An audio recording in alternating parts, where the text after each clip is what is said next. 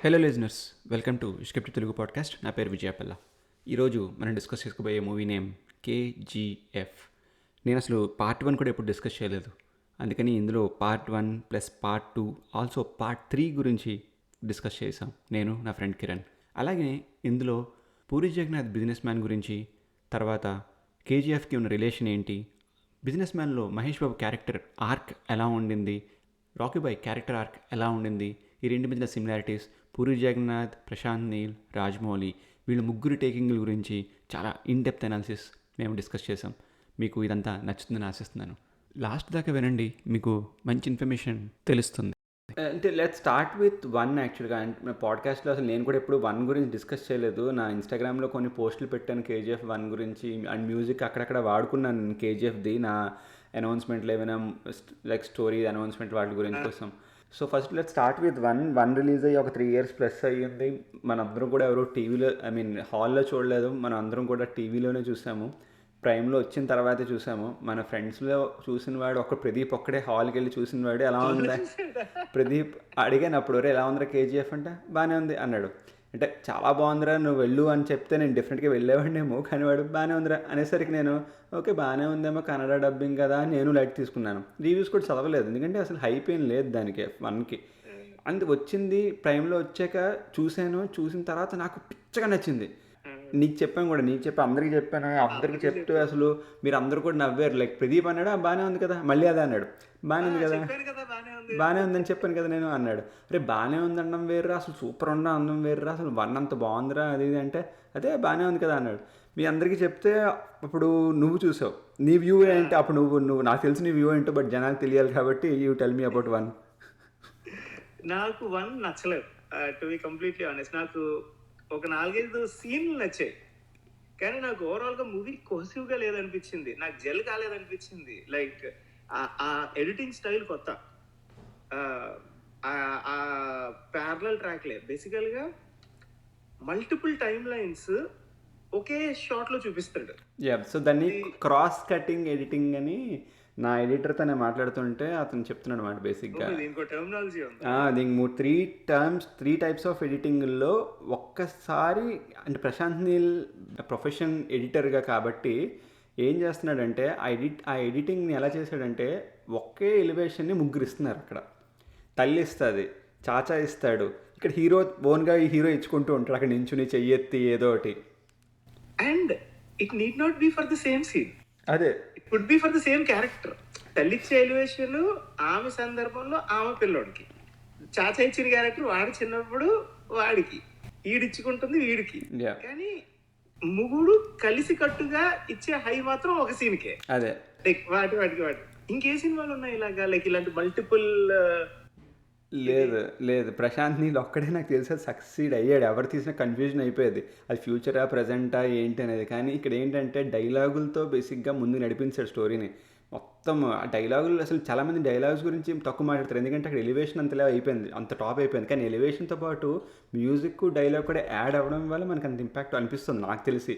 ఒక్క సీన్ ఒకటి పెట్టి మ్యూజిక్ లేకుండా ఉంటే నచ్చదు జనాలకి, మ్యూజిక్ పెట్టి సీన్ పెట్టుంటే ఓకే అనుకుంటారు. కానీ అక్కడ డైలాగులు ఏవైతే పడుతున్నాయో ఫస్ట్ పార్ట్లో ఒక్కొక్క డైలాగు ఒక్కొక్క యాటమ్ బాంబ్ ఫట్ ఫట్ ఫట్ పడుతూనే ఉంటాయి అసలు ఆ డైలాగులు కూడా. Written and directed Prashanth Neel, dialogues కూడా. కమింగ్ బ్యాక్ టు 1, ఆ ఎడిటింగ్ నాకు ఒకటి బాగా జారింగ్ అనిపించింది, but I found the novelty there. నాకైతే అది డిఫరెంట్ గా కూడా అనిపించింది, కానీ నాకు అటెంప్ట్ మాత్రం I really like the attempt. కానీ నాకు సినిమా కోహెసివ్గా it didn't come together, especially with the hype for the character and all. అది జస్టిఫై చేయలేదు అని అనిపించింది నాకు. యాక్చువల్గా ఎలివేషన్ నీకు చిన్నప్పటి నుంచే నరాచిలో 2 అద్భుతాలు జరిగాయి, ఒకటి బంగారం పట్టింది, ఇంకొకటి వీడు పుట్టాడు. సో స్టార్టింగ్ నుంచి ఎలివేషన్ ఇచ్చుకుంటూనే ఉన్నాడు, ఎందుకంటే క్యారెక్టర్ అలా డిజైన్ చేసుకున్నాడు. ఈ క్యారెక్టర్ ఎక్కడ తగ్గకూడదు, తగ్గేదేలే అన్నట్టు రాసుకున్నాడు ప్రశాంత్ నీల్, అందుకని ఎక్కడ తగ్గకూడదు అనుకున్నాడు. ఓవరాల్ గా కానీ చూస్తే ఇప్పుడు మనం RRR లో కూడా మాట్లాడుకున్నట్టు, this is not a movie to point fingers out, at least with part 1. నేను పార్ట్ 1 చూసి ఇది బాగాలేదు ఓవరాల్ గా బాగాలేదు అని చాలా చెప్పుండొచ్చు, కానీ పార్ట్ 1 పార్ట్ 2 కానీ లైక్ యాజ్ అ యూనిటీగా చూస్తే అంత ఈజీగా వచ్చే సినిమాలు కావు ఇవి.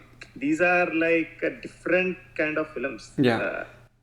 సో కేజీఎఫ్ కావు ఇవి. పార్ట్ 1 నాకు ఎంత నచ్చిందంటే నేను ఎవ్రీ అదర్ డే అది పెట్టుకుని చూసాను. ఎందుకంటే నాకు బేసిక్గా హీరోయిజం, ఎలివేషన్స్, ఈ సాంగ్స్ ఇవన్నీ మాంటేజ్ సాంగ్స్ అన్నిట్లోనూ సినిమా అంతా. ఆ మాంటేజ్ సాంగ్స్ నాకు చాలా ఇష్టం. లవ్ అయినా కానీ ఇలాంటి ఎలివేషన్స్ అని కానీ చాలా ఇష్టం. అలాంటిది ఇంక వాడు ఏంటంటే ఒక బుక్ రాసి పడేసాడు. కేజీఎఫ్ 1 నేను కేజీఎఫ్ 1 చూశాక ఈవెన్ బిఫోర్ కేజీఎఫ్ 2 ఒక 2 years బ్యాక్ నుంచి చెప్తున్నాను నేను, ఈ స్క్రీన్ ప్లే ఏదైతే ఉందో ఈ స్క్రీన్ ప్లే ఒక బుక్ రా బాబు, అసలు ఇలా రాయలేరు ఈ స్క్రీన్ ప్లేని, ఇలా రాసుకున్న దాన్ని ఎడిట్ చేయడం గొప్ప, ఎడిట్ చేసిన దాన్ని అందరికీ అర్థమయ్యేటట్టు చూపించడం గొప్ప. ఏది పట్టుకుంటే దాన్ని టిక్ మార్ పెట్టుకుంటూ వెళ్ళిపోవచ్చు ప్రశాంత్ నీల్కి. అన్ని చోట్ల ఏస్ చేసుకుంటూ వెళ్ళిపోయాడు దాన్ని.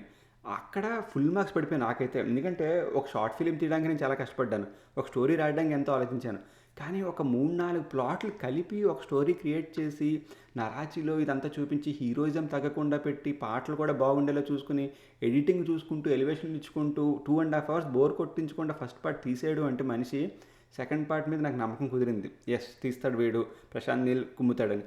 అప్పుడు నాకు ఉగ్రం ఎప్పుడు చెప్పారంటే, ఉగ్రం చూసే తర్వాత ఇది చూసావు? ఉగ్రం ఆల్రెడీ చూసా. యాక్చువల్గా ఉగ్రం రిలీజ్ అయినప్పుడు పెద్ద హిట్ అయ్యింది.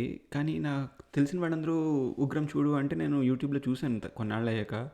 ప్రశాంత్ నీల్ డైరెక్టర్ అని నాకు తెలియదు. అంటే కన్నడ డైరెక్టర్ ఎవరు ఏంటని పట్టించుకోం కదా పెద్దగా, సో పట్టించుకోలేదు. తర్వాత కేజీఎఫ్ రిలీజ్ అయ్యాక కేజీఎఫ్ ప్రశాంత్ నీల్ది అని నాకు కూడా తెలియదు. అది కూడా హైప్లైన్ మూవీ పార్ట్ 1. ఆ తర్వాత ఎప్పుడైతే ఉగ్రం తీసిన డైరెక్టర్దే ఇది అని నాకు అర్థమైందో, అది చెప్పారు ఎవరో, అప్పుడు నాకు కనెక్ట్ చేసుకున్నాను డాట్స్. కొంచెం బాగా తీసే బోయేపాటి సినిమాలాగే ఉంటుంది ఉగ్రం. ఓకే బాగానే ఉందనిపించింది. కన్నడలో ఓకే కొత్త ఎలివేషన్ బాగానే ఉందనిపించింది. సో అలాంటప్పుడు కేజీఎఫ్ ప్రశాంత్ నీల్ అన్నప్పుడు ఒకటి అమ్మ అయితే ఉగ్రం కూడా ఎత్తున్నాయి కదా అని అప్పుడు వాళ్ళు రిలేట్ చేసుకుంటుంటే అందులో కూడా ఎలివేషన్స్ 3-4 ఉంటాయి, కానీ ఇందులో సినిమా అంతా ఎలివేషన్లు ఉన్నాయి అనిపించింది నాకు కేజీఎఫ్ 1 అయితే. ఆ తర్వాత మ్యూజిక్, ఇంకా పాటలు అలా వింటూనే ఉన్నాను. నా రింగ్ టోన్ మార్చేసుకున్నాను, అలారం మార్చేసుకున్నాను. ఆ తందానే దాని అలా కొడుతూనే ఉంది నాకు. ఏంట్రా అసలు ఇది ఇలా పట్టేసింది ఏంట్రా బాబు కేజీఎఫ్ 1 అని చెప్పి మీ అందరికీ రుద్దాను. ఎప్పుడు టాపిక్ వచ్చిన రుద్దేవాడిని కేజీఎఫ్ 1 కేజీఎఫ్ 1. రామ్ గడ్ రీసెంట్గా లాస్ట్ 6 months 7 monthsలో లాస్ట్ 1 yearలో పడ్డాడు వాడు. కేజీఎఫ్ 1 చూసి చూడరా అంటే అప్పుడు చూసి అరే బాగుందిరా, ఎంత బాగుందిరా. ఆడు ఎప్పుడు లేటే కదా, అరే చాలా బాగుందిరా అంటే 2 ఏళ్ళు లేట్లు నడుస్తున్నారు బండి అని చెప్పాను అడిగి. ఆ తర్వాత ఇంకా కేజీఎఫ్ 1 మనందరికీ తెలిసిందే, బాగా ఆడింది ప్రైమ్లో డెఫినెట్గా. అండ్ శాటిలైట్ వ్యూయింగ్ ఆ రేంజ్లో ఉందని అస్సలు ఎక్స్పెక్ట్ చేయలేదు నేను ఎక్స్పెక్ట్ చేయలేదు. ఇవాళ మామూలుగా నేను యూట్యూబ్లో వాడిది గోల్డ్ మైన్ వాడి మూవీస్ చూస్తుంటే 532 million వ్యూస్. ఉందా గోల్డ్ మైన్ యూట్యూబ్ ఛానల్లో కేజీఎఫ్ 1 ఉంది. 530 million వ్యూస్ అంటే నాకు ఇలా అసలు ఏంట్రా వ్యూ కౌంట్, అసలు ఎక్కడ మిగిలిన బాలీవుడ్ సినిమాలు మిగిలిన డబ్బింగ్ సినిమాలు చూస్తుంటే 150 120 అది కూడా హిట్ అయిన సినిమాలు, ఇది అసలు ఏ రేంజ్కి వెళ్ళిపోయిందో అర్థం కావట్లేదు. అంతలాగా వెళ్ళిపోయింది కేజీఎఫ్ 1. అండ్ కేజీఎఫ్ 1 స్టోరీ పరంగా అయితే మనందరికీ తెలుసు, స్టోరీ అక్కడికి వెళ్ళడం అదంతా గరుడాన్ని చంపడం అది మేజర్ కాన్సెప్ట్, అదంతా కూడా బాగా తీశాడు. కేజీఎఫ్ 2లో ఏం పెడతాడు అసలు, స్టోరీ ఏముంటుంది అనుకున్నాను నేను రిలీజ్కి ముందు. ఏముంటుంది ఇప్పుడు గరుడాన్ని చంపేశాడు, ఇప్పుడు వీడు వెళ్తాడు దీన్ని అందరినీ చంపేస్తుంటాడు అనిపించింది నాకు. కానీ బాగా తీస్తాడు అనిపించిన, అద్భుతంగా తీస్తాడని మాత్రం ఎక్స్పెక్ట్ చేయలేదు నేను. నాకు కేజీఎఫ్ 2తో బాగానే తీస్తాడు అనిపించింది. మొత్తం ట్రైలర్లు పాటలు ఏది వింటున్నా బాగానే ఉంటుందిలే, పర్లేదులే, ఫస్ట్ పార్ట్ లాగే ఉంటుందిలే అనిపించింది. కానీ కేజీఎఫ్ 2 ఎప్పుడైతే వచ్చిందో అద్భుతం. నేను ఫస్ట్ చూసాను, నువ్వు మొన్న చూసావు. సో చూసిన తర్వాత అసలు నాకు మైండ్లోంచి పోవట్లేదు. నేను ఇంటికి వచ్చి యూట్యూబ్లో వెతుక్కుంటున్నాను కేజీఎఫ్, మొత్తం వెతుక్కుంటున్నాను కేజీఎఫ్ ట్రైలర్లు, ఏమైనా 30 seconds ట్రైలర్లు ఏవి వచ్చినా సరే వదలకుండా చూస్తున్నాను అలాగా. ఇంకా వైఫ్ అయితే ఏంటిది నువ్వు ఇలా పట్టు కూర్చున్నావు అని టైప్లో ఇంకా అడుగుతుంది. పాటలు కూడా అవే వింటున్నాను నేను. అసలు మైండ్లోంచి పోవట్లేదు సీన్స్ కొన్ని అయితే అసలు. యా, నువ్వు రీసెంట్గా లైక్ ఇంకా 24 hours కూడా అవ్వలేదు కాబట్టి నువ్వు చూసి నీ ఎక్స్పీరియన్స్ చెప్పు ఇప్పుడు పార్ట్ 2 గురించి. ఒక్కసారి పార్ట్ 1కి వెళ్దామా మళ్ళీ? వెళ్ళిపోతాం పార్ట్ 2కి 5-10 minutesలో. పార్ట్ 1లో నీకు నచ్చిన గట్టిగా కనెక్ట్ అయిన సీన్లు like through out the movie నీకు స్పారింగ్ గా ప్రతిదీ నచ్చింది, బట్ స్టాండ్ అలోన్ సీన్స్ ఏమైనా ఉన్నాయా? నాకు సీన్స్ అంటే చెప్పాను కదా, నాకు సీన్, డైలాగ్, మ్యూజిక్ 3 కనెక్ట్ అయిపోయాను నేను కొన్ని సీన్స్కి. నాకు సీన్ అనేది లేదు. ఏంటంటే బట్ వాడితో పాటు నేను జర్నీ చేసినట్టు అనిపించింది నాకు పార్ట్ 1 అయితే. వాడి క్యారెక్టర్తో పాటు ఎలా అంటే ఇప్పుడు క్యాచ్ అయ్యారే తెరేకో అంటే దునియా అంటాడు వాడు. అది నాకు ఏంటంటే ఫస్ట్ టైం విన్నప్పటి నుంచి ఎప్పుడు విన్నా సరే బోర్ అనేది లేదు నాకు. బేసిక్గా బోర్ అనే కాన్సెప్ట్ లేదు కేజీఎఫ్ 1తో నాకు. ఆ తర్వాత అమ్మతో డైలాగులు కానీ అమ్మ డైలాగులు అద్భుతమైన డైలాగులు అమ్మవన్నీ కూడాను. సెకండ్ పార్ట్లో కూడా చాలా మంచి మంచి డైలాగులు. నాకు అమ్మ క్యారెక్టర్ బట్టే నేను నా పాడ్కాస్ట్లో అర్జున్ సన్ ఆఫ్ సుజాతారావు అని చెప్పి మదర్ బేస్డ్ ఒక స్టోరీ ఉంది నా దాంట్లో. ఆ స్టోరీ నీకు చెప్పాను కూడా నేను. అది ఆ క్యారెక్టర్ నేను ఈ మదర్ని చూసి ఇన్స్పైర్ అయితే రాసుకున్న క్యారెక్టర్ అది. అందులో ఉన్న మదర్ని కూడా కొంచెం స్ట్రాంగ్గా ఉన్నది. ఆ తర్వాత నేను కేజీఎఫ్ని ఇన్స్పైర్ అయ్యి రాసుకుని ఇంకో story king cobra. I think ఆ స్టోరీ నీకు చెప్పలేదేమో నేను, పాడ్కాస్ట్లో ఉంటుంది అది. కింగ్ కోబ్రా అదొకటి మాఫియా స్టోరీ చాలా బాగుంటుంది. అది నాకు అంటే కేజీఎఫ్ రకరకాలుగా ఇన్స్పైర్ చేసింది నన్ను కొన్ని స్టోరీస్ రాసుకోవడానికి. అండ్ 1లో నాకు అద్భుతమైన సీన్లు ఏమైనా ఉన్నాయంటే నాకు డైలాగుతో వాడు ఎప్పుడైతే ఎలివేట్ చేస్తాడో లైక్ ముంబై నీ బాబుది అనుకుంటున్నావు అంటే కాదురా నీ బాబుదే కానీ నీ బాబు నేనురా అంటాడు కదా. అలాగా ఈ డైలాగులు ఏవైతే ఉన్నాయో అవన్నీ అంత ఈజీ కాదు. అండ్ ఇంకొకటి నాకు నచ్చింది ఏంటంటే సెకండ్ హాఫ్లో ధీరా ధీరా సాంగ్ ఉంటుంది అక్కడ.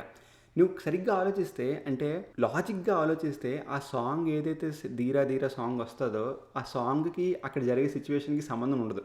ఎందుకంటే పిచ్చోడు వాడు వచ్చాడు అని చెప్పి పిల్లలు కథ అడుగుతారు. కథ అక్కడ జరిగిందే వాడు చెప్తున్నాడు. మళ్ళీ నువ్వు అబ్జర్వ్ చేస్తే వీడు వెళ్ళి రైస్ బ్యాగ్ తీసుకురావడం అదంతాను ఆ ట్రాలీ లాగడం ఇదంతా అక్కడ జరిగిందే. వాళ్ళందరూ చూసారే, జరిగింది అందరూ చూసారు అక్కడ. మళ్ళీ వీళ్ళందరికీ ఏదో కొత్తగా చెప్తున్నాడు, కథ చెప్తున్నాడు వాడు. కానీ అక్కడ మనకు చెప్తున్నాడు ఆ కథ అసలు ఏం జరిగింది అనేది. సో అలాగా లాజిక్లు ఎత్తుక్కోకూడదు కానీ ప్రతి సీను బాగుంటుంది కేజీఎఫ్ 1 పరంగా. అండ్ నువ్వు అడిగావు కదా ఇంకేం సీన్స్ నచ్చాయంటే కేజీఎఫ్ 1లో అంటే నాకు పట్టుకెళ్ళిపోయి కుట్టేదా కాదు, పోలీస్ స్టేషన్లో వీడిని అరెస్ట్ చేసి స్పీడింగ్ చేస్తాడని చెప్పి అరెస్ట్ చేసి పట్టుకెళ్ళిపోతారు. రాదు అది వల్ల వాడు ఎడిటింగ్ రాదని ముందు నాకు తెలుసు. నాకు ఫస్ట్ పార్ట్లో ఇచ్చినప్పుడు నాకు అర్థమైపోయింది. నాకు రాదని నాకు అప్పుడే అర్థమైపోయింది. హిట్ అయినప్పుడు త్రో బ్యాక్ అయినా ఇవ్వాలి కదా సీన్. అవసరం లేదనిపించింది అసలు, దానికి సంబంధం లేదు. అది నువ్వు పార్ట్ 1లో ఎందుకంటే ఇది సింగిల్ స్టోరీ కింద తీద్దాం అనుకున్నాడు వాడు. So as a writer and editor వాడు చాలా తెలివిగా చేశాడు. కొన్ని ఫిల్లర్స్ పెట్టాడు. ఏది ఇలా ఈ సీన్కి స్టోరీకి సంబంధం లేదు. ఫిల్లర్స్ ఉన్నాయి, గట్టిగా ఉన్నాయి ఫిల్లర్స్. 2 ఉంటాయి. ఎప్పుడు ఒకటి బ్యాక్ వెళ్ళడం అంటాడు చూడు 2 సార్లు, బాగా ముందుకు వెళ్ళాలి కథలో అని చెప్పేసి అంటాడు. Police station scene. ఇంకోసారి కూడా అంటాడు మీరు కథలో ముందుకెళ్ళారని. గ్యాంగ్తో వస్తే గ్యాంగ్స్టరు, ఒకడే వస్తే మాన్స్టర్ అని పబ్లో ఫైట్ సీన్ ఒకటి. ఏది అక్కడ గన్ టెస్టింగ్ అని వెళ్తాడు బేసిక్గా. అది కూడా ఫిల్లరే. సో ఇలాంటివి 2-3 సీన్స్ పెట్టుకున్నాడు. ఏంటంటే కథకి సంబంధం లేదు, నీ కథ ఫ్లో ఎక్కడ మిస్ అవ్వదు కానీ నీకు హై కూడా ఎక్కడ తగ్గదు. అంటే నువ్వు హైలో ఉంటావు ఒక సినిమా చూస్తున్నాను సేపు, అలాగన్నీ బాగా పెట్టుకున్నాడు ఆ విషయంలో. స్టార్టింగ్లోని రిసీవ్ ఎలా చేసుకుంటారో లైక్ సంబంధం లేకుండా వాడు విజన్ నాడు ముందు పెట్టాడు అన్న గట్టి థాట్తో ఉన్నాను కదా. ఇప్పుడు మనం డిస్కస్ చేసే కొద్దీ అలా కూడా తీయలేదు. అట్లా చాలా ఆలోచించి తీసాడు. అయితే స్టోరీ పరంగా అని చెప్పాలనుకున్న విషయం పరంగా తను ఆలోచించుకున్నది అంటే జనాలకి ఇది నచ్చుతుందా అని ఎక్కడ తీయలేదు. వాడు తీసేది జనానికి నచ్చుతుంది అనే నమ్మకంతో తీసుకున్నాడు. ఎస్, నేను తీసేది నచ్చుతుంది అనే దాంతో తీసాడు కానీ ఇది నచ్చాలి జనాలకి అన్నట్టు పెట్టలేదు ఏది. అందుకే ఏ సీన్ కూడా మనకి ఇది నా కోసం పెట్టాడని చెప్పి ఎవడు అనలేదు. మొత్తం ఓవరాల్గా అందరికీ నచ్చింది అది. ఇందులో కూడా ఉన్నాయి, దండిగా ఉన్నాయి. ఫస్ట్ పార్ట్లో 4-5 సీన్లు, సెకండ్ పార్ట్లో 7-8 సీన్లు, అన్నీ బాగున్నాయి. కానీ రెస్ట్ ఆఫ్ ద ఫిలిం బాగాలేదని కాదు, కానీ ఈ సీన్లు చాలా బాగున్నాయి. ఇట్స్ లైక్ జనరల్గా ఎలా ఉంటుందంటే కామన్గా చూసే సినిమాల్లో బ్లాండ్గా నడిచి హై ఇచ్చే సీన్లు గట్టిగా హై ఇస్తాయి. ఇదేంటంటే సినిమా అంతా బాగుండి ఆర్ చాలా బాగుండి హై ఇచ్చే సీన్లు ఇంకా పైకి తీసుకెళ్ళిపోయింది. ఇప్పుడు నువ్వు సెకండ్ పార్ట్కి ఎలా అయితే నీకు కనెక్ట్ అయ్యావో బాగుందని చెప్తున్నావో నువ్వు, నేను ఫస్ట్ పార్ట్కి ఎలా కనెక్ట్ అయిపోయాను బేసిక్గా. అందుకని నాకు సెకండ్ పార్ట్ నాకు ఎక్స్పెక్టేషన్ మీట్ అయితే చాలు అనే టైప్లో నేను ఉన్నాను. కానీ నా ఎక్స్పెక్టేషన్ మళ్ళీ రీచ్ అయిపోయాయి, అంటే నన్ను దాటికి వెళ్ళిపోయాడు. అందుకని నాకు ఇంకా నచ్చేసింది. అండ్ సెకండ్ పార్ట్కి వచ్చేసరికి నాకు నచ్చింది ఏదైనా ఉందంటే ఫస్ట్ నుంచి ట్రైలర్ నుంచి మనకి ప్రకాష్ రాజ్ని చూపించారు. అతను ఫస్ట్ పార్ట్లో చేసిన అతను అయితే బాగా చేశాడు. నేను ఈ విషయం రామ్తో మాట్లాడుతూ చెప్పాను. ఆయన కథ చెప్తున్నప్పుడు ఫస్ట్ పార్ట్లో ఆయన కథను చూసాను, నేను రాకీని దగ్గర నుంచి చూసాను అని ఎక్స్ప్రెషన్ ఇస్తున్నాడు. అంటే నీకు నమ్మకం లేదా అంటే ఈ బుక్ మీరు రాశారు, how can you right such some stupid story అది ఇది అంటే, సరే this is not based on true events అని కొట్టేసి ఇప్పుడు నమ్ముతారా అని చెప్పేసి కొంచెం సర్కాస్టిక్గా మాట్లాడతాడు. అది బాగుంటుంది ఆ సర్కాస్టిక్గా మాట్లాడడం. ఆ తర్వాత కళ్ళు పెట్టి కళ్ళతోటి చెప్తాడు ఒక చోట, అంటే ఇక్కడ ఒక అద్భుతమైన పోయం రాశాను అని చెప్పి చెప్పడం. అదంతా కూడా ఏంటంటే అతను చూసాడు కాబట్టి అతను చెప్పగలిగాడు అన్న విషయాన్ని అప్పుడే కన్విన్స్ చేయగలుగుతున్నాడు. ఇప్పుడు మనం అతను సెకండ్ పార్ట్లో ఇతను ఉన్నాడు మాట, అందుకే అప్పుడు అలా చెప్పున్నాడు అని చెప్పేసి మనం ఇప్పుడు కనెక్ట్ చేసుకుంటే నీకు అర్థమవుతుంది. అది ప్రకాష్ రాజ్ ఎక్కడ కన్వే చేయలేకపోయాడేమో సరిగ్గా నాకు అనిపించింది కథ చెప్పడం విషయంలో. ప్రకాష్ రాజ్ కూడా వాళ్ళతో పాటే కథ చదువుతున్నాడు, మనకి చూపించడం నెరేట్ చేస్తున్నట్టు. కానీ ప్రకాష్ రాజ్ కూడా థర్డ్ పార్టీయే ఈ ప్రాసెస్ మొత్తానికి. అది యాక్చువల్గా దెబ్బే. ప్రకాష్ రాజ్ బాగా చేయలేదని కాదు, స్టోరీ పరంగా దెబ్బే అది. అండ్ ప్రకాష్ రాజ్నే పెట్టేటప్పుడు ప్రకాష్ రాజ్కి వాళ్ళ డాడీ అంటే ఇష్టం లేదు, పట్టించుకోలేదు, గ్రోయింగ్ అదంతా కూడా బాగానే ఉంది. కానీ అదంతా అలానే ఉంచి Prakash Raj could still have been a part of this కదా. తన అవుట్ సైడర్ కాకుండా మా లైఫ్ లో మా నాన్న లేకపోవడానికి కారణమైన బుక్ ఏంటి అని చదివాను నేను, ఎగ్జాక్ట్లీ ఇప్పుడు తెలుసుకున్నాను అని చెప్పుంటే స్టిల్ హీ వుడ్ లైక్ వీళ్ళతో పాటు స్టోరీ చదివేదానికంట ఆల్రెడీ స్టోరీ తెలిసి చెప్పేటట్టే ఉండేది కదా. అవును, ఎగ్జాక్ట్లీ. నేను అదే అనుకున్నాను. అలా చెప్పుంటే ప్రకాష్ రాజుకి ఇంకా కొన్ని ఎక్స్ప్రెషన్స్ ఇవ్వడానికి స్కోప్ ఉంటుంది, మనకి కొంచెం కన్ఫ్యూజింగ్గా ఉంటుంది. వీడు చదివాడు అనమాట, అయితే వీడికి ఇంట్రెస్ట్ అంటే ఎవరికైనా ఇంట్రెస్ట్ ఉంటుంది. మీ నాన్న 15 ఏళ్ళు 10 ఏళ్ళు ఎక్కడ కనిపించకుండా వెళ్ళిపోయాడు ఎక్కడికైనా అంటే ఎందుకు వెళ్ళిపోయాడు అని కుతూహలం అందరికీ ఉంటుంది, ఏ పిల్లడికైనా ఉంటుంది ఆ ఏజ్లో. ఆ తర్వాత బుక్ రిలీజ్ అయిన తర్వాత మా నాన్న ఆబ్వియస్గా బుక్ పబ్లిష్ చేశాక నాన్న ఇస్తాడు కదా పిల్లాడికి, ఇగో నారే నేను ఇన్నాళ్ళు కష్టపడింది ఇదేరా అని చెప్పి ఓ బుక్ అయినా ఇస్తాడు కదా. సో ఆ బుక్ నీకు ఇచ్చినప్పుడు అది చదువుతావు, అట్లీస్ట్ ఇంత చదువుకునేవాడివే నువ్వు. అండ్ కాకపోతే యాక్చువల్గా అలాగాని వెళ్ళుంటే completely different point of view వచ్చేది మంచిగా. ఏంటంటే ఫస్ట్ పార్ట్లో వాడు ఆదరిస్తూ ఏదో దేవుడిలా చెప్తున్నట్టు చెప్తాడు, రైట్. సెకండ్ పార్ట్లో వాడి హైస్ అన్ని అలాగే చెప్పాలి. కానీ ఈ క్యాండిడేట్ వాడిని రివర్ చేయాల్సిన పని లేదు, అంటే లైక్ ఎక్కడో పైకి పెట్టి చూపించాల్సిన పని లేదు. ఇంకొంచెం ప్రాక్టికల్గా ఇలా జరిగింది అలా జరిగింది అని చెప్పి కొంచెం క్రిటికల్గానే చెప్పి స్టిల్ అదే ఎలివేషన్ తేవచ్చు. సేమ్ పాయింట్ ఇప్పుడు ఫస్ట్ పార్ట్లో ఆ రిపోర్టర్ జర్నలిస్ట్ ఎవరైతే ఆమె ఉందో ఆమె ఒక పాయింట్ అడుగుతుంది, అంటే మీ హీరో ఓడిపోయాడా అంటే ఆయన పెద్ద అతను చాలా మంచి ఎక్స్ప్లెనేషన్ ఇస్తాడు, అవును ఓడిపోయాడు అంటే తెలుసు ఇతనికి బేసిక్గా నెక్స్ట్ ఏమవుతుంది ఇతనికి తెలుసు కాబట్టి ఓడిపోయాడు అవును అంటే కొడతాడు. ప్రకాష్ రాజ్ ఇంకా అదే స్టోరీ చదివేశాడు అనుకో ఇలాంటి ఎక్స్ప్రెషన్లు ఇవ్వగలడు. ఎగ్జాక్ట్లీ. అండ్ ఆ లెక్క ఎలా మారుతుంది అంటే ఇప్పుడు చూడు, ఆ అమ్మాయి character reporter character first half లో చాలా క్రిటికల్ గా ఉంటుంది, అవును చాలా, ఏది నమ్మరు.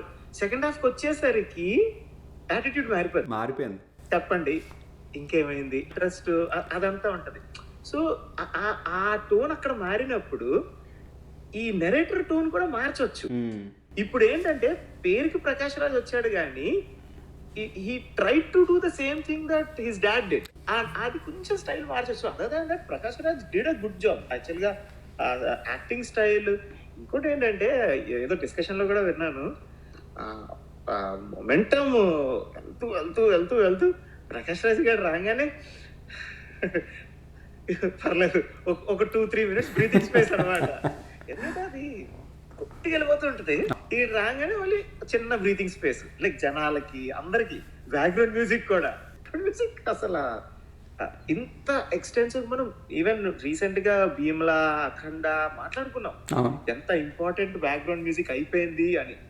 అండ్ దానికి ముందర కూడా బ్యాక్గ్రౌండ్ వాడేవాళ్ళం మనము, ఛత్రపతి వాడేవాళ్ళం చూసేవాళ్ళం. కానీ ఇంత ఇంటెన్స్ గా బ్యాక్గ్రౌండ్ మ్యూజిక్ అంటే ఈ మధ్య కాలంలో ఉన్న ట్రెండా లేకపోతే it's become such important part. ఎందుకంటే ఇప్పుడు జనాలకి చాలా ఈజీ, ఏది నీ జేబులోంచి ఫోన్ తీసుకుని చూడడం చాలా ఈజీ. నీకు బోర్ కొడితే నువ్వు దానివల్ల పక్కవాడు ఫోన్ తీసి చూస్తున్నాడంటే ఆబ్వియస్లీ నీకు అనిపిస్తుంది అంటే బాగాలేదు సినిమా, మనం ఎందుకు ఇంతలో చూసేస్తున్నాం, వాడెందుకు ఫోన్ తీసుకున్నాడు అని మైండ్లో నీకు సైకలాజికల్గా వెళ్ళిపోతుంది. వాళ్ళందరినీ నేను కూర్చోపెట్టి 2.5 hours నువ్వు కూర్చోపెట్టి అక్కడ చూపించాలంటే నీ కథ అద్భుతంగా ఉండాలి, నీ డైలాగ్స్ బాగుండాలి, నీ బ్యాక్గ్రౌండ్ మ్యూజిక్ బాగుండాలి. ప్రతిసారి ఇప్పుడు 2.5 hours సినిమాలో నీకు 2.5 hours డైలాగులు ఉండవు, అండ్ 2.5 అవర్స్ ఒకటే కొట్టుకుడు ఉండదు, కథ నడవాలి నీకు, అదంతా అప్పుడప్పుడు కొంచెం సెటిల్ సీన్స్ ఉంటాయి, అక్కడ బ్యాక్గ్రౌండ్ మ్యూజిక్ డామినేట్ చేస్తుంది. పార్ట్ 2లో నచ్చనిది ఏదైనా ఉందా? యాక్చువల్గా ఈ సిచ్యువేషన్లోని నాకు ట్రాక్ అని చెప్పడానికి లేదు, ఎందుకంటే in fact most of the part 2 నేను మెంటల్గా ప్రిపేర్ అయిపోయాను. ఏంటి, ఫస్ట్ పార్ట్ నచ్చలేదు, సెకండ్ పార్ట్ నచ్చదేమో అని అనుకున్నా, అండ్ ఇంత పెద్ద హిట్ అవుతుందని కూడా అనుకోలేదు. కానీ ఈ లాస్ట్ 3-4 డేస్గా హైప్ అదంతా ఫాలో అవుతా కదా, అంటే like I was sure cinema అయితే అదిరిపోయి ఉంటుంది. సో అదేంటంటే పాజిటివ్ మైండ్ సెట్ కాదు, నెగిటివ్ మైండ్ సెట్ కాదు, అదొక excited mind set, but really wanting to like the film. So నచ్చాలి అని చూసే సినిమా, నచ్చుతుంది అని ఖచ్చితంగా తెలియదు, కానీ ఒకసారి ఆ మూవీలోకి వెళ్ళిపోయిన తర్వాత వరల్డ్లోకి లాగేసాడు, బ్యాక్గ్రౌండ్ మ్యూజిక్ అదంతా పెట్టి లాగేసాడు. కానీ నాకు ఆ మూవీ చూస్తున్నప్పుడల్లా ఒక 2-3 చోట్ల లాజిక్లు చిన్న చిన్న కొట్టినాయి, చిన్న చిన్న లాజిక్లు. ఒక్క చోట బోర్ కూడా కొట్టింది. అంతా అయిపోయిన తర్వాత మాత్రం same as RRR, whatever the negatives are, ఇది అసలు కన్సిడర్ కూడా చేయాల్సిన పని లేదు. అంటే హైస్ ఏవైతే ఉన్నాయో అది ఇన్సర్మౌంటబుల్. ఇట్స్ లైక్ అసలు కంపారిజనే లేదు. The highs that we get out of this are so high that everything else can be ignored. In fact దీనికన్నా చెత్తగా ఉన్నా, ఇంకొక 10-15 సీన్లు ల్యాగ్ ఉన్నా, ఈ హైస్ ఏవైతే ఇచ్చాయో అసలు ఛత్రపతిని క్షమించేసాం కదా అందరం, because of the high in the interval scene. అది ఆ హై వల్ల ఛత్రపతిని క్షమించేసాం, ఎంత చెత్తగా ఉంటుందో second half. And considering that analogy, ఈ సీన్లు నాకు గట్టిగా సినిమా చూస్తున్నప్పుడు డిస్టర్బ్ అయిన సీన్లు చెప్తాను నేను. ఫస్ట్ పాయింట్, నాకు ఫస్ట్ హాఫ్ అంతా ఎక్కడ డిస్టర్బ్ కాలేదు. వాడు దొరికేసిన తర్వాత ఖలీల్ దగ్గరికి వెళ్ళి నేను ఆల్రెడీ సెట్ చేసుకొని ఉంచాను అన్నది డిస్టర్బింగ్ అనిపించింది నాకు. అంటే వాడు వీళ్ళని సెట్ చేసుకున్న వాళ్ళనే చంపేశారు కదా అన్ని చోట్ల, అంటే ఇంకొక బ్యాకప్ ప్లాన్ పెట్టుకున్నాడా, అది మళ్ళీ ఆలోచిస్తే ఇట్ ఈస్ లాజికల్లీ పాసిబుల్. అంటే అంటే వీడు ఇప్పుడున్న పొజిషన్కి, అండ్ ఈ స్టోరీ జరిగింది 3 years తర్వాత కాదు, 3 years ముందర. కరెక్ట్గా అప్పుడప్పుడు ఇంకా గరుడాన్ని వేసాడు, అంటే initial days of his rule. ఎందుకంటే దాని తర్వాత 3 years టక్ టక్ టక్ కొట్టుకెళ్ళిపోతాయి, అందులో వాడు ఏమైనా చేసుకోవచ్చు. అధీరా వల్ల వచ్చే డౌన్ఫాల్ వాడికి relatively early days of his rule లో ఉండగా, రైట్, ఇంకా ఖలీల్ని కూడా టచ్ కాని విధంగా ఈస్ట్ కోస్ట్ ఆఫ్ ఇండియా ఆ ప్లేస్లు అంతట్లోని ఇక్కడ ఉండగా అంత షార్ట్ టైం ఫ్రేమ్ లో, అప్పటికి first batch of his friends ఎవరినైతే శెట్టి చంపేస్తాడో వాళ్ళు చనిపోగా సెకండ్ హాఫ్ అంటే ఇంకొక బ్యాకప్ ప్లాన్ పెట్టుకోవడం అనేది రియలిస్టిక్ అనిపించలేదు. అది నాకు చూస్తుండగానే అనిపించింది, అబ్బా ఇది కన్వీనియంట్, లైక్ ఈజీ వే తీసేసుకున్నాడు రా దీనికోసం. నాకు అది అనిపించింది, he took an easy way out అనిపిస్తుంది చూడు.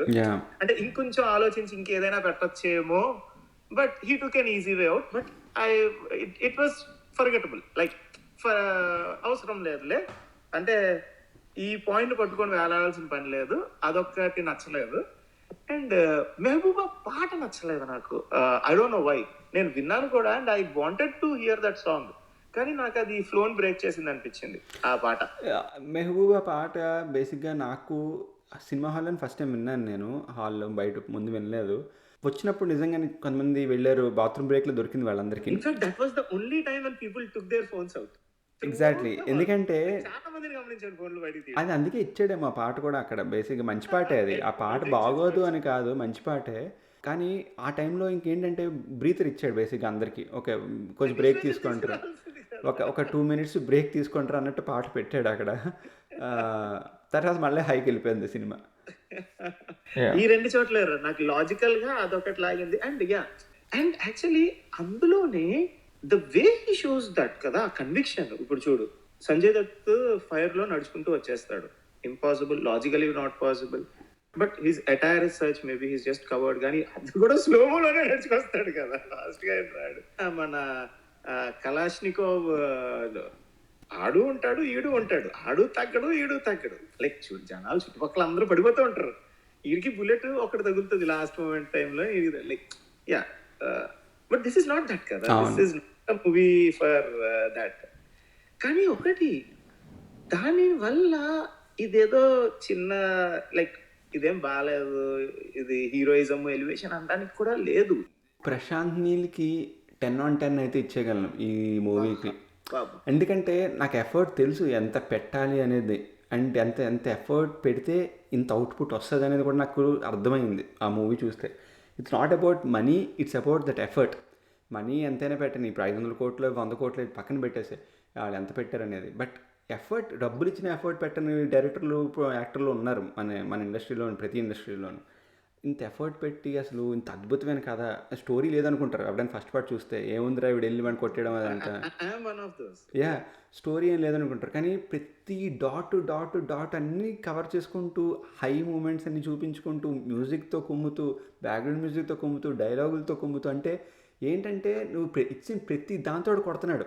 నాకు కనిపిస్తే అసలు అడగాలని ఉంది, అసలు ఏంటి, ఏ బుక్ చదివానైనా నువ్వు అసలు స్క్రీన్ ప్లే గురించి, ఎడిటింగ్ గురించి, అసలు ఏంటి అసలు ఆ నాలెడ్జ్ ఏంటి స్క్రీన్ ప్లే మీద అని. కానీ ఎందుకంటే పార్ట్ 1 స్క్రీన్ ప్లే నేను ఒక లెక్క అనుకుంటే, పార్ట్ 2 ఇంకొక లెక్కతో తీసాడు దాని స్క్రీన్ ప్లే.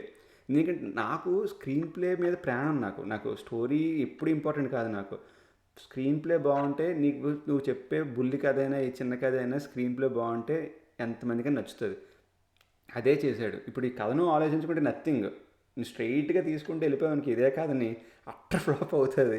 హీరో వెళ్ళాడు, పిల్లాడు, వాడు ఇలాగ అమ్మ చచ్చిపోయింది అలా మీములు వచ్చినట్టు, ఓకే వెళ్ళాడు డబ్బును వాడిని పట్టుకున్నాడు, ఇలాగ అయ్యింది. కానీ ఇలా తీయడం అనేది అసలు అది ప్రశాంత్ నీల్కే సాధ్యమైంది నాకు తెలిసి. ఎందుకంటే ఈ పిల్లోడు ర్యాక్ టు రిచెస్, ఈ అనాథగా పెరిగి డాన్ అయ్యి, మనం 80s 90s లో బిగ్ బి సినిమాలు చాలా ఉన్నాయి. ఈవెన్ మన ఈ నాయకన్ లైక్ ఆ ట్రాక్ బేసికల్ ఒక story arc, story arc common. అలా తీసుంటే ఫ్లాప్ అయ్యిద్దా అంటే ఐ డోంట్ థింక్ సో. కానీ ఈ నవల్టీ అయితే ఉండేది కాదు, ఈ డిఫరెంట్ సైడ్. అండ్ ఇంకొకటి, నాకు ఈ ఎడిటింగ్ ఆ టర్మ్ వాడేవి చూడు, ఆ 3-way ఎడిటింగ్, నాకు ఫస్ట్ మూవీకి సెకండ్ మూవీకి వాస్ట్ ఇంప్రూవ్మెంట్ అనిపించింది. ఈ సెకండ్ మూవీలో చేయలేదని కాదు, చేశాడు. సెకండ్ మూవీలో కూడా ఒకటే టైంలో ఈవెన్ చిన్న చిన్న క్యారెక్టర్లకు రాది. రవికాసన్ ఇంట్రో వేవ్ జనాలందరికీ చూపిస్తాడు. వీడియో షాట్ అనే కాదు, తాము చాలా డేంజరస్ ఇది అది అని అంటుండగానే ఫైర్ ద హోమ్ మినిస్టర్ అంటది, రైట్? అది అప్పుడు జరిగిన సీన్ కాదు, అది ఫ్యూచర్ లో జరిగిన సీన్ అది. బట్ అంటే లైక్ ఓన్లీ హీరోకే అది పెట్టుకోలేదు. లైక్ అన్ని క్యారెక్టర్లకి, అన్ని స్ట్రాంగ్ క్యారెక్టర్లకి ఒక ఈవెన్ జనరల్ గా ఇది రీకలెక్షన్ ఫ్లాష్ బ్యాక్లు వస్తాయి చూడు, అలాంటి సీన్ ఇది. ఏది మన లాస్ట్ చిన్న ట్విస్ట్ ఉంటది, పార్లమెంట్ వచ్చి చెప్తే అసలు వాడి వల్లే జరిగింది అని చెప్పి ఫ్లాష్ బ్యాక్ అంతా చూపిస్తారు చూడు. అలా చాలా సినిమాల్లో చూపిస్తారు మనకి. That was not the thing.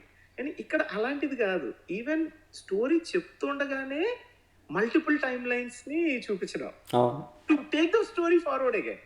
అదేంటంటే స్టోరీ ఫార్వర్డ్ తేడానికే మల్టిపుల్ టైమ్ లైన్స్ అని చూపిస్తూ స్టోరీని ఫార్వర్డ్ చేయడం, which was not seen before. చాలా కష్టం అది అది అది చూపించడం చాలా కష్టం, అర్థమయ్యేటట్టు చూపించడం. ఎందుకంటే చాలా ఈజీ కన్ఫ్యూజ్ అయిపోవడం. నువ్వు ఒక్క చోట కన్ఫ్యూజ్ అయిపోయావా నువ్వు, నీ స్టోరీ అంతా ఇది ఏంటలా తీసాడు అనిపిస్తుంది. కానీ అలా అవ్వనివ్వకుండా తీస్తున్నాడు, అందరి చేత మెప్పించుకుంటున్నాడు అంటే అది ప్రశాంత్ నీల్కే నాకు తెలిసి క్రెడిట్ ఇవ్వాలి. ప్రశాంత్ నీల్ 10/10 అన్నావు, కానీ కన్విక్షన్ రా నాకు, uncompromise conviction and to be able to better what he did. ఎందుకంటే I still think he didn't do a perfect job in 1, కానీ in 2 he bettered himself by a margin. అది ఎందుకంటే template is already there, story అంతా ఉంది. You think taking that extra time, Covid వల్ల అయ్యి ఉండదులే, Covid వల్ల ఇంకా ట్రబుల్స్ ఫేస్ అయ్యి ఉంటారు, కానీ ఇంత టైం ప్రాజెక్ట్కి ఇవ్వడం వల్ల ఈ అవుట్పుట్ వచ్చిందంటావా? లేకపోతే బట్ ఇదే సినిమా, ఇది 8 years ఉంది తనతోటి ఈ సినిమా. అంటే పార్ట్ 1కి ఒక 2 years ముందర నుంచి ఇప్పుడు రేపు వరకు అదంతా. నేను ఆ క్వశ్చన్ ఎందుకు తెస్తున్నానంటే, అతను తీసుకున్న టైం వల్ల అవుట్పుట్ ఇంత బ్రిలియంట్ గా వచ్చిందంటావా? అదే టైం సగానికి సగం తగ్గిపోయింది అనుకో, బడ్జెట్ ఉంది, సేమ్ బడ్జెట్ ఉంది, ఎఫర్ట్, ఆ థాట్, ఆ సింగిల్ ఫోకస్ అందుమీద పెట్టిన వల్ల ఈ అవుట్పుట్ వచ్చిందంటావా? నువ్వు ఇది చెప్పే ఆన్సర్ బట్టి I'm going to ask you another question, which I think you already know what it is. నాకు తెలిసి అంటే నేను ఇంటర్వ్యూలో విన్నదాన్ని బట్టి అండ్ చదివిన దాన్ని బట్టి ఏంటి నాకు అర్థమైందండి అంటే, ప్రశాంత్ నీల్ ఈ movie 80% of the movie pre Covid తీసాడంట. ఓకే, విత్ పార్ట్ వన్ అయిపోయిన తర్వాత వెంటనే ఆల్మోస్ట్ పార్ట్ 2 కూడా 80% ఆఫ్ ద మూవీ అయిపోయిందంట. Rao Ramesh is the new character that they wrote separately. Part 1 అయిపోయిన తర్వాత యాక్చువల్గా ఆ క్యారెక్టర్ అవసరం లేదు, but it was important. Exactly. It felt nice. అంటే అక్కడ ఒక పోలీసు లేకపోతే ఎవరో చిన్నతను పెట్టేసి అప్డేట్ ఇవ్వడం సరిపోతుంది, కానీ ఈ డైలాగులు అన్ని చెప్పించడానికి ఎంత బాగా చేశాడు. ఇన్ఫాక్ట్ అతనికి కూడా శ్రద్ధ తీసుకున్నారు. ఏది ఆ వాచ్ సీన్, అసలు ఆ క్యారెక్టర్ కూడా శ్రద్ధ తీసుకొని రాశారంటే నిజంగా దట్ ఈస్ అది రమికా సేన్ గురించి చెప్పడానికి కోసం పెట్టిన సీన్ అది. అంటే ఇన్నాళ్ళు ఎవరున్నా టైం డజంట్ మ్యాటర్ వాళ్ళకి, అంటే అది ఉందా పనిచేస్తుందా లేదా అని. బట్ రమికా సేన్ వస్తే అది కూడా చూస్తుందనే చెప్పడానికి కోసం అది సీన్ పెట్టాడు. That was nice. అండ్ నేను ఆ క్వశ్చన్ నీకు ఎందుకు అడిగానంటే, టైమ్ లైన్స్ క్వశ్చన్ ఇది కొంచెం డైగ్రెస్ అవుద్ది, ఎందుకంటే you admire Puri a lot. Like మన ఇద్దరు చాలాసార్లు మాట్లాడుకున్నాం, నాకు పూరి ఇష్టం ఉన్నా లేకపోయినా I cannot adjust with the few things that he does. కానీ that is a polar opposite. Irrespective of the quality of his outcome, Liger Covid వల్ల మేబీ అంత టైం స్పెండ్ చేశాడేమో కానీ he just moves on. So ఆ approach లో ideas కొత్త వస్తాయా రావా, like he still stale కదా, పోగ్రి నుంచి అదే rod, right? So you think this approach, like taking time and giving a absolute bonkers of a movie, or just coming up with something random, writing it quickly and finishing it, ఏ approach better? Like ఏ approach కి ఆ approach, ఏ result కి ఆ రిజల్టే. But at this time what do you think should be a better way? నాకు తెలిసి ఇప్పుడు స్టోరీ బట్టే, బేసిక్గా స్టోరీ అండ్ స్క్రీన్ ప్లే నువ్వు ఏదైతే రాసుకుంటావో దాన్ని బట్టి నీ టైం స్పెండ్ చేయాలా, బడ్జెట్ స్పెండ్ చేయాలా అనేది ఉంటుంది. ఇప్పుడు మూవీని ఎందుకు తీస్తున్నావు అనేది మెయిన్ పాయింట్. నీకు డబ్బుల కోసమే తీస్తున్నావు అంటే నువ్వు 70కి 100 crores మూవీ అవ్వకొట్టేసి 300 crores చేసేసుకోవచ్చు డబ్బులకి. లేదు జనాలకి నేను నాకు నీ టాలెంట్ చూపించుకోవాలి, లైక్ ఫ్యూచర్లో నేను ఉండాలి అనుకుంటున్నావు అంటే ఇలాగ టైం స్పెండ్ చేయాలి. కనీసం 1 year అయినా టైం స్పెండ్ చేసి సినిమాని మంచిగా తీసుకోవాలి, ఇంతమంది ఆర్టిస్టులని పెట్టి చేయాలి. ఎందుకంటే KGF is not a small movie, KGF 2 particularly. ఇప్పుడు నువ్వు క్యారెక్టర్ ఆర్టిస్టులు, సైడ్ ఆర్టిస్టులు చూసుకున్న అంత వేసిన కనీసం 1000 మంది నీకు ఆ నరాచిలో కనిపిస్తున్నారు అలాగా పక్కన. ఆ 1000 మందికి ఇట్స్ నాట్ ఏ జోక్. అంతమందిని పెట్టి నువ్వు ఒక షాట్ తీయాలంటే అందులో ఎవడైనా ఒకటి చెయ్యి ఊపినా సరే రీషూట్ చేసుకుంటూ వెళ్ళాలి. ఎక్కడో 999 వాడు నేను ఇంపార్టెంట్ కాదు మూవీకి అని చెయ్యి ఎత్తుకుని వాడు అటు ఇటు చూసుకుంటే నువ్వు డిస్టర్బ్ అవుతావు స్క్రీన్ మీద, ఏంటి రావడం అలా ఉన్నాడు. కానీ అంతమంది నీకు ఒక్కసారిగా యాక్ట్ చేస్తున్నారంటే it will take lot of time. అంతమందిని కోఆర్డినేట్ చేసి వాళ్ళ టైమింగ్లన్నీ చూసుకుని, అండ్ పర్టికులర్గా ఆఫ్టర్ కోవిడ్ ఇదంతా చూసుకుని చేయాలంటే టైం పడుతుంది. అదంతా కేర్ తీసుకుని RRR అండ్ కేజీఎఫ్ 2 ఆ విషయంలో సక్సీడ్ అయ్యారు. టైం తీసుకుని చేసినా సక్సీడ్ అయ్యారు. కానీ ఇప్పుడు బ్యాక్ టు పూరి అని టైం తీసుకోవడం. డైవర్ట్ అవుతున్న టాపిక్ నుంచి పాయింట్ ఏంటంటే, puri will think about interest rates on the financial matters also. Okay, producer కొన్ని సినిమాలకి అతనే అవుతాడు, అండ్ ఇంట్రెస్ట్ రేటు ఎంత కడుతున్నాము ఏంటి అనేది కూడా ఆలోచించుకుని 3 నెలల్లో 4 నెలల్లో సినిమా అవగొట్టేసి 6 నెలల్లో సినిమా రిలీజ్ చేయాలనే ఆలోచనలో ఉంటాడు అతను. మిగిలిన వాళ్ళు అలా కాదు. వాళ్ళు ఏంటంటే ఇప్పుడు మనం 50 పెట్టినా 100 పెట్టినా దానికి ఇంత 5 times 10 times వస్తుంది అనేది ధీమాతో ఉంటారు వాళ్ళు. పూరిది పెట్టింది వస్తే చాలు, పెట్టిన దానికన్నా డబుల్ వస్తే చాలు అనే టైప్లో ఉంటాడు అక్కడ. ఈ థాట్ పూరికి రాలేదని కాదు, I know completely different angle. కానీ సూర్యాభాయ్ క్యారెక్టర్ బిజినెస్ మ్యాన్ లో ఇట్స్ యాజ్ తేడా, లైక్ ఇట్స్ యాజ్ లైక్ ఇప్పుడు మన రాకీ భాయ్ అంత కాదు, బట్ ఆ క్యారెక్టర్ ని ఇంకా శ్రద్ధగా పెట్టుంటే the way he goes there, the way he becomes, the way he faces off with Prime Minister of India, like ఆ స్కోప్ చూసావా, ఆ స్టోరీలో స్కోప్. ఇప్పుడు నరాచి బ్యాక్ డ్రాప్ లేదనుకో అది, కానీ అందులో ఆ థాట్ వచ్చింది, రైట్? ఎగ్జిక్యూషన్ లోని ఇప్పుడు ఇమాజిన్ 50 మంది కళ్ళు పట్టుకున్నాడు, రైట్? అదే షాట్ అదే థాట్ నీల్ గాడికి వచ్చి ఉంటే చెత్త కొట్టే రేంజ్ లో తీసేవాడేమో. బిజినెస్ మ్యాన్ లో ఎంత కామెడీగా ఉంటుంది ఆ సీన్. లైక్ అంటే ఆ థాట్ ఏదున్నా అస్సలు లైక్ దట్స్ ద డిఫరెన్స్ అనిపిస్తుంది నాకు. లైక్ థాట్స్ రాక కాదు, థాట్స్ వస్తాయి, దాని మీద టైం స్పెండ్ చేసి ఇంపాక్ట్ క్రియేట్ చేసే విధంగా is what people who take time and effort and energy do. నీకు అదే ఇప్పుడు జనాలు తీసుకురావడం, జనాలతో షూట్ చేయడం అనేది time taking process, which Rajamouli and Prashanth Neel are doing. నాకు తెలుసు నీకు పూరి అంటే సాఫ్ట్ కార్నర్ ఉందని, అండ్ నువ్వు నీళ్ళు ఇలా అంటున్నప్పుడు నాకు చాలా కాంట్రాస్ట్ అనిపించింది నాకు, ఎందుకంటే నాకు ఈ సినిమా చూసిన తర్వాత నాకు ఎందుకో సడన్ గా అనిపించింది, నాకు ఈ సూర్యాబాయి బిజినెస్ మ్యాన్ అనిపించింది. అప్పుడు నాకు అనిపించింది ఈయనకి థాట్స్ రాక కాదు, థాట్స్ పెట్టే విధానం ఏదైతే ఉందో ఆ లెవెల్, అంటే లైక్ మనకి ఈ లెవెల్ తెలియదు కదా అప్పటికి, కేజీఎఫ్ లెవెల్ తెలియదు కదా. ఇప్పుడు చూసాక అనిపిస్తుంది ఓరి బాబు ఎవడరా బాబు ఏడు అని. కానీ పూరి అలా తీయడు ఎప్పటికీను, తీయలేడు. ఐ థింక్ తీయడు అనే దానికంట తీయగలడు బట్ తీయడు. I don't think he can రా, అది అందరి వల్ల అయ్యేది కాదు. అండ్ రాజమౌళి ఒక 2-3 సార్లు చెప్పాడు కూడా, Puri Jagannadh he envy him and అది ఇది అని. ఎందుకంటే పూరి జగన్నాథ్ ఏంటంటే డైలాగుతో చెప్పి చప్పట్లు కొట్టిస్తా అనే ధీమాతో ఉంటాడు. ఇంత సీన్ అంటే ఎంత ఖర్చు, ఇంత టైము, ఇది ఎంత ఆలోచించుకునే బదులు ఒక డైలాగు. నీకు going back between like puri గురించి అండ్ ప్రశాంత్ నీల్ గురించి డిస్కస్ చేసుకుంటే, పూరి సినిమాలను అబ్జర్వ్ చేస్తే పాత సినిమాలు లైక్ అమ్మ నాన్న తమిళమ్మాయి కానీ, ఏక్ నిరంజన్ కానీ, బుజ్జిగాడు కానీ, పోక్రీ కానీ, ఆ తర్వాత దేశ్ముదురు కానీ, వీటిల్లో ఫైట్లు ఎప్పుడు కామన్ ఫైట్లు ఉండవు. అంటే వెళ్ళి కొట్టేసుకోవడం బోయపాటిలాగా, లేకపోతే రాజమౌళి సినిమాలా కూడా ఉండదు. ఫైట్ ఎలా ఉంటుందంటే ప్రశాంత్ నీల్ సినిమాలో ఫైట్లా ఉంటుంది. అబ్జర్వ్ చేస్తే నువ్వు ఎక్కడ డైలాగులు ఉంటాయి. ఒక డైలాగ్ ఉంటుంది, నీకు ఒకడే నానైతే ఈ కాలరు వదలకుండా పట్టుకోరాని రవితేజ అంటాడు అమ్మ నాన్న తమిళంలో. ఏక్ నిరంజన్లో ఒక డైలాగ్ ఉంటుంది ప్రభాస్, నాకు ఇంకా బాగా గుర్తు, ఎందుకంటే ఆ డైలాగ్ ఎగ్జాక్ట్లీ ఆ డైలాగు, ఇలా ఎవడైనా నన్ను కొట్టగలడా, లేకపోతే నేను మళ్ళీ నేనే ట్రై చేసుకోవాలా. ఈ డైలాగులు ఉండిపోతాయి, అవి హీరోయిజం బేసిక్గా అప్పట్లో. సరైన బ్యాక్గ్రౌండ్ మ్యూజిక్లు ఇప్పట్లో లేవు, కానీ అప్పట్లో ఆ డైలాగులకి సరిగ్గా ఉంటాయి డైలాగులు అవన్నీను. దేశ్ముదుర్లో కూడా ఉంటాయి కొన్ని డైలాగులు, తర్వాత ఇందులో పోఖ్రీలో మనకి బోల్డ్ విన్నాము. సో ఇవన్నీ డైలాగులతో చప్పలు కొట్టించేస్తాడు బేసిక్గా పూరి జగన్నాథ్. దానికి 100 మంది 20 మంది అక్కర్లేదు హీరో చుట్టూ, అది పూరి జగన్నాథ్ ఉండదు. అండ్ ప్రశాంత్ నీలు రాజమౌళితో కంపేర్ చేసుకుంటే, రాజమౌళి ఏంటంటే too much perfectionist. Someone asked Rajamouli on stage, పెద్ద స్టేజ్ మీద, ఏంటంటే ఇండియాలో మీలాగా ఎమోషన్ ప్లస్ స్టోరీ ప్లస్ ఇలాగా ఒక ప్యాకేజీలో తీసే డైరెక్టర్లు ఎవరైనా ఉన్నారా అని రాజమౌళి అడిగితే, రాజమౌళి లాజికల్గా తీసేవాళ్ళు ఉన్నారండి, లైక్ స్టోరీ అంతా అంటే లాజికల్గా మిమ్మల్ని ఆలోచింపజేసి చెప్పే డైరెక్టర్లు ఉన్నారు, దట్ క్రెడిట్ గోస్ టు సుకుమార్లో ఆలోచించే అంత బ్రెయిన్ నేను పెట్టి తీలేనండి, he's very best at that. కానీ ఎమోషన్ దాన్ని యాడ్ చేసుకుంటూ, ఎమోషన్తో స్టోరీని యాడ్ చేసుకుంటూ, దానికి స్క్రీన్ ప్లే యాడ్ చేసుకుంటూ తీసే డైరెక్టర్ ఎవరు లేరండి, నేను ఒక్కడనే అని రాజమౌళి చాలా గర్వంగా చెప్పుకున్నాడు. కానీ after KGF 2 I'm telling openly that రాజమౌళికి competition Prashanth. I agree because నువ్వు మనం డిస్కషన్ చేస్తున్నప్పుడు, I know we started off this as KGF, కానీ it turned out to be a more movie discussion or Prashanth Neel discussion.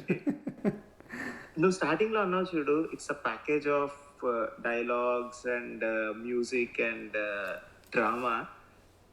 అది ఇప్పుడు మనం డిస్కస్ చేస్తూ ఈ పూరి కాంటెక్స్ట్ లో మాట్లాడుతూ డైలాగులు ఒక్కటే, దట్స్ ద డిఫరెన్స్ కదా. అదే డైలాగులకి టేకింగ్ ప్లస్ BGM యాడ్ అయితే ఇంకెంత హై ఉంటుంది. Like that's what KGF did. And action set pieces రా, mind blowing action set pieces. నువ్వు మూవీ చూడక ముందర అన్నావు చూడు, RRR లో ఆ ఇంటర్వెల్ షాట్, క్లైమాక్స్ షాట్ లో 2-3 ఉన్నాయిరా, ఇక్కడ ఇంకా ఎక్కువ ఉన్నాయి అలాంటివి. అండ్ ఈవెన్ చిన్న షాట్ కూడా, ఆ ఎలివేషన్ షాట్, లైక్ ఆ బిగ్ మామా అని తీసుకుంటే అది హై. పోలీస్ స్టేషన్ది నేను ట్విట్టర్లో జస్ట్ ఆ రోజు రిలీజ్ అయిన రోజున ఆ సీన్ గురించి ఫస్ట్ నుంచి చెప్తున్నారు అన్నమాట, పోలీస్ స్టేషన్ సీన్ అది అంటుంటే నేను అనుకున్న పార్ట్ 1లో అయిపోయింది కదా సీను, దాన్ని కంటిన్యూ చేయడే జనరల్గా. అంటే యాజ్ ఎ రైటర్ నేను ఆలోచించుకున్నప్పుడు అది కంటిన్యూ చేయకూడదే, ఎలా పెట్టుండొచ్చు దాన్ని, ఎందుకంటే బోర్ అయిపోతారు. బేసిక్గా చూసిందే మళ్ళీ చూస్తే ఎవడైనా బోర్ అయిపోతాడు, చెప్పిన డైలాగ్ మళ్ళీ చెప్తే ఎవడైనా బోర్ అవుతాడు. సో అలా సీన్ పెట్టకూడదే, అది దెబ్బ అయిపోతుంది అనుకుంటే దాన్ని ఎందుకు పోగొడుతున్నారు అనుకున్నాను నేను. ఈ సీన్ అనుకోలేదు నేను, ఇప్పుడు పోలీస్ స్టేషన్కి వెళ్ళి ఇలా బంగారం కోసం వెళ్తాడని అనుకోలేదు నేను. కానీ చూసినప్పుడైతే మాత్రం ఏంట్రా ఈ సీను, ఆ పిల్లాడు అసలు చూసి పిల్లాడితో చెప్పిస్తున్నాడు అక్కడ హై అంతాను మనకి, ఇంకెవడూ కాదు, ఒక పిల్లాడు వచ్చి చెప్తున్నాడు ఇదంతా మనకి. అండ్ ఆడు ఊరి పేరు ఇది ఆడే రాకీ భాయ్, అండ్ ఆ పిల్లోడు వీడిని ఇంటరాక్ట్ అయ్యుండడు, విన్నాడు అంతే. అంటే ఫలానా వాడు ఒకడు ఉన్నాడు, వాడు ఇలా ఉంటాడు, వీడు మాట్లాడుకుంటున్నారు బేసికల్ గా వీడి గురించి. అది మనం ఎలా అనుకోవాలంటే, చిన్నప్పుడు రాకీ చిన్నప్పుడు ఈ బ్రాండ్ అంటే ఎలా అవ్వాలి, వీడంటే ఎవడు, శెట్టి అంటే ఎవడు, పైవాడు అంటే ఎవడు, పిల్లలు ఇలా మాట్లాడుకుంటారు అని పార్ట్ 1లో చెప్పాడు వాడు, ఎవరు రౌడీ ఎవరు ఇది అని. ఇందులో ఆబ్వియస్లీ టీ అమ్ముకునేవాడు, చెప్పులు కుట్టుకునేవాడు, ఇంకా పిల్లలు అదే విధంగా మాట్లాడుకుంటున్నారు. సో అప్పుడు ఎవరు ఎగ్జాక్ట్లీ కదా లైక్ వాళ్ళ ఊరు అన్న కాన్సెప్ట్. అప్పుడు ఆబ్వియస్లీ అందరూ చెప్పుకుంటారు రాకీ అంటే ఎవరంటే మీ ఊరు వాడారా మీకు తెలియదా అనే టైప్లో ఆబ్వియస్లీ పిల్లల్లో జరిగిన మాటలు అవన్నీ. సో ఆ విధంగా కవర్ చేస్తాడు అదంతా. And coming back to characters, Ramika Sen, Raveena Tandon కానీ, అధీరా, మన సంజయ్ దత్ కానీ చాలా బాగా చేశారు. అంటే వీళ్ళు హిందీ వాళ్ళు చేయగలుగుతారా అనిపించింది ఫస్ట్, మన సౌత్ మూవీలో వాటిలో షూట్ అవుతారా అనిపించింది, కానీ రవీనా టండన్ అయితే ఇంకెవరు చేయలేరేమో అన్నట్టు చేసింది క్యారెక్టర్లో. టండన్ కూడా అదేంటంటే రవీనా టండన్ ని ఈవిల్ విలనో లేకపోతే గుడ్ హ్యూమన్ లాగా చూపించలేదు. ఆమె 2 షేడ్లు ఆమె భయపడిద్ది ఇన్ని చూసి, కానీ తగ్గదు. ఒకటి కన్విక్షన్ ఉండాలి, గుస్కే మారేంగే డైలాగులు కన్విక్షన్ ఉండాలి, అలా అని చెప్పేసి వాడేం తక్కువడు కాదు కదా. So that was really nice. Adheera role physical గా అయితే కుమ్మాడు, కానీ తన లిమిటేషన్స్, ఏజ్ వల్ల హెల్త్ వల్ల వచ్చే లిమిటేషన్స్ వల్ల ఆ కాంబాట్ సీన్ ఏదైతే ఉంటుందో దాని మీద ఎక్కువ జంప్ కట్లు. లైక్ ఈవెన్ రాకీ ఆ కత్తి పట్టుకొని ఫస్ట్ అధీరా బుల్లెట్ పెట్టి కాలుస్తాడు కదా, అప్పుడు కూడా నీకు కట్స్ ఎక్కువ ఉండవు, కార్ చేజ్ లో కట్స్ ఉంటాయి. That was a decision that he took. అది అవసరమా లేదా అన్నది, whether you like it or not అంటే ఐ డోంట్ నో, నాకు అది అర్థం కాలేదు బేసికల్ గా ఆడికి ఎందుకు పెట్టాడా అక్కడ అని. ఆ కార్ చేజ్ లో కట్స్, కార్ చేజ్లోది కొంచెం హాలీవుడ్ స్టైల్లో తీసాడు, ఫాస్ట్ అండ్ ఫ్యూరియస్లు ఇలాంటివన్నీ. అదంతా సింగిల్ షాటే అనుకో, జంప్ కట్ లేకుండా చూపించుంటే ఏమయ్యేది, రొటీన్ అయ్యేది. ఇది మనం మాట్లాడుకుందాం దాని గురించి ఇలాగ అంతే. లాస్ట్ ఫైట్ లో పంచులు చూపించారు, పంచులు పడంగానే బ్యాక్గ్రౌండ్ చూపించారు, కానీ ఆ ఫైట్ లో ఫ్లో ఉండదు. ఇప్పుడు మన కాట్రాజ్ ఫైట్ లాగా ఫ్లో ఉండదు. ఎందుకు ఫ్లో ఉండదు అంటే సంజయ్ దత్ కి physically he's not there, coming out of cancer, so it's not possible. ఒక రీజన్. బియాండ్ దట్ వాడు యాక్టింగ్ ఎక్స్ప్రెషన్స్ సూట్ అయిపోద్ది. లైక్ వాడు కెరియర్ మొత్తం హీరోకి సెట్ అయిపోయాడు, కానీ is a solid villain material actual గా. ఆడి ఫేస్, ఆడి ఫిజిక్.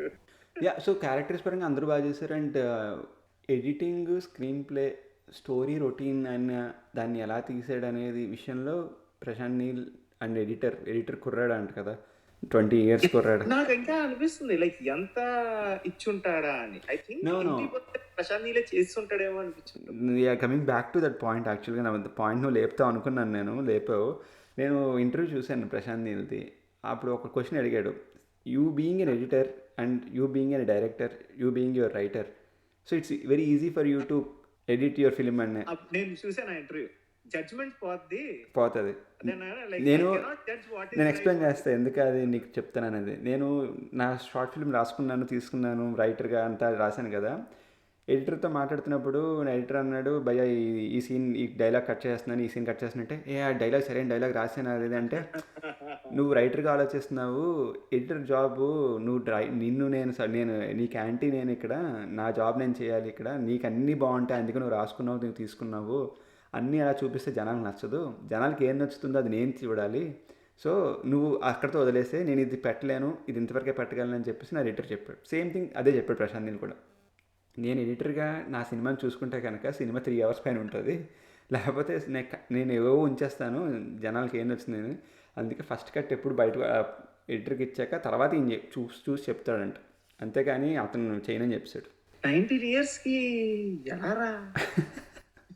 ప్యాషన్ మనకి చూడడం ఇష్టం, వాళ్ళకి చేయడం ఇష్టం. టీంలో పడ్డాడు, అది హైలైట్. ఇప్పుడు వీళ్ళిద్దరే కానీ జెల్ అయితే ఇప్పుడు రాజమౌళి టీం లాగా ఉంది, సేమ్ టీమ్.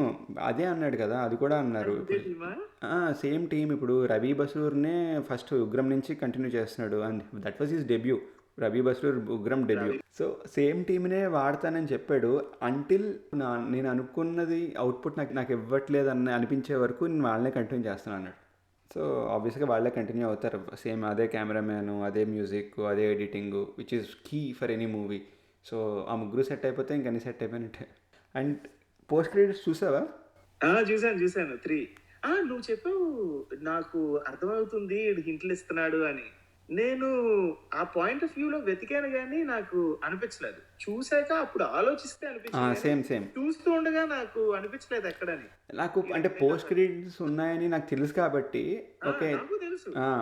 అప్పుడు వాడు ఎప్పుడైతే గమనిస్తున్నప్పుడు కూడా నాకు క్యాచ్ చేయలేదు నేను. వాడు ఎప్పుడైతే ఈ 3 years కొట్టేశాడో అనుకున్నాను ఇది పెడతాడు లాస్ట్లో. అయితే తర్వాత ఎప్పుడైతే అండ్ ఇండోనేషియా అండ్ యుఎస్ వాళ్ళు వస్తున్నారంటే ఇండోనేషియా యుఎస్ వాళ్ళు సో ఇది ఇది మనకు ఓపెన్ పెడుతున్నాడు ఇది కూడా అని నాకు అర్థమైంది అప్పుడు. కానీ చచ్చిపోతాడు నాకు నేను వెళ్ళాను ఒక అతనితో వెళ్ళాను కదా మూవీకి. అతనేమో అయితే చచ్చిపోయాడు కదా మరి ఎలా వస్తాడంటే బేసిక్గా ఆ 3 yearsలో వాడు ఉన్నాడు కదా, ఆ 3 yearsలో వాడు ఫారెన్ వెళ్ళి అక్కడ ఏం చేశాడు అనేది ఇప్పుడు స్టోరీ. అదంతా తర్వాత తీస్తాడేమో అని చెప్పేసి అనుకున్నాం.